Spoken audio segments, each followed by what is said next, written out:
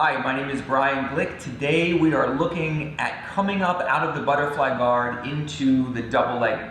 And most of the time when we're working from butterfly guard, we're thinking about sweeping our partner, submitting our partner, but the idea of changing levels on our partner from the ground is a very underutilized skill set.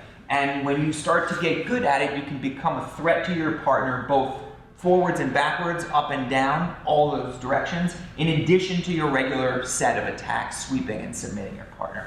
So we're going to be facing a partner here, and the prerequisite for this technique is going to be to get our partner's weight on their heels. Okay, come a little closer to me, please.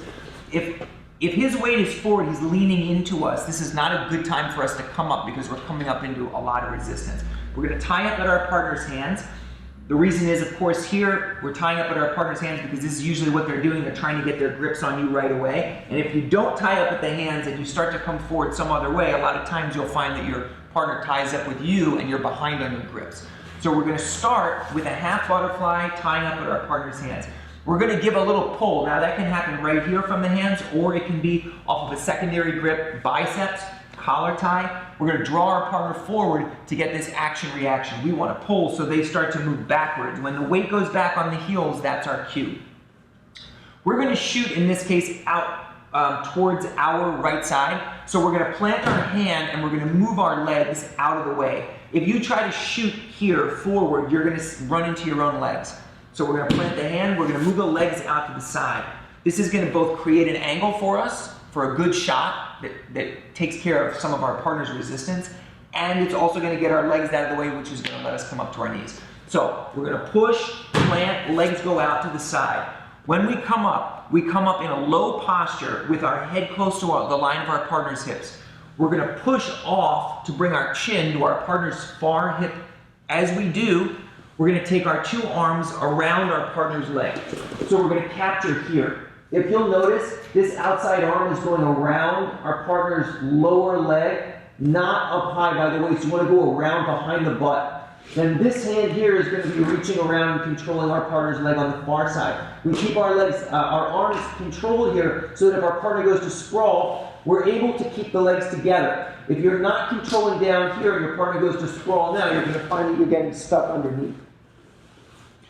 So out of this position, with our hands low, we're going to put our toes on the floor. We're going to turn our hips into our partner. Look how we pivot, taking our front knee off the floor. Now we're going to walk, settling our partner down, and from here, we're into the top. We can start to work and solidify our pin.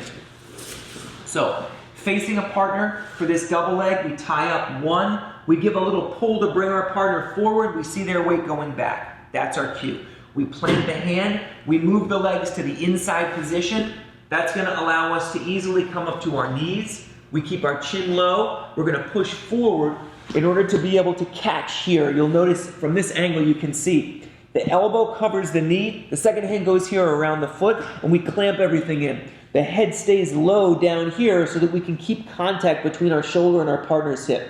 We plant our foot on the floor, taking our instep off the floor and putting our toes on the mat. Now that's going to let us take our knee up and put some real pressure.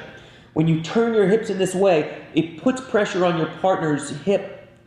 If your knees are just on the floor and you're driving in, you'll feel there's a lot of resistance. So the way around that resistance is taking this knee up off the floor, misaligning your body, and then walking to settle your partner down. From here, you can move from control of your partner's hips to control of your partner's head, and now you're up in the top of the cross-side position, ready to go.